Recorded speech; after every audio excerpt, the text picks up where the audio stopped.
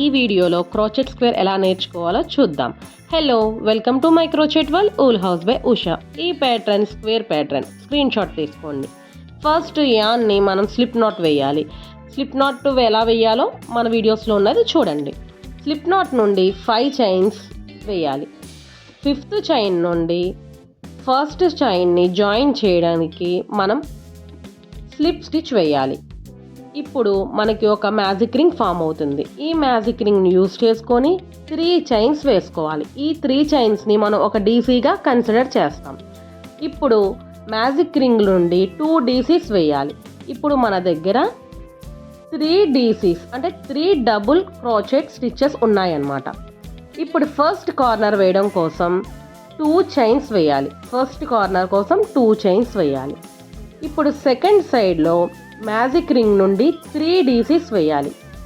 Magic ring నుండి 3 DCs వేయాలి.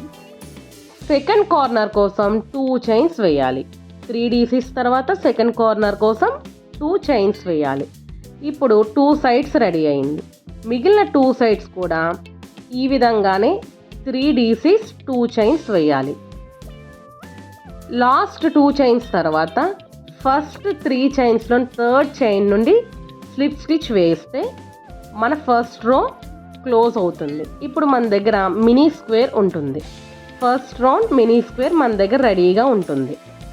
Next వీడియోలో ఈ మినీ స్క్వేర్ని ఎలా పెద్ద స్క్వేర్గా ఎక్స్పాండ్ చేయాలో వివరంగా చెప్తాను. అందరూ వీడియోస్ చూస్తున్నారు కానీ సబ్స్క్రైబ్ చేయట్లేదండి. దయచేసి సబ్స్క్రైబ్ చేయండి. ఈ వీడియో మీకు యూస్ఫుల్ అయితే లైక్ చేయండి, షేర్ చేయండి, సబ్స్క్రైబ్ చేయడం మర్చిపోకండి. Thank you.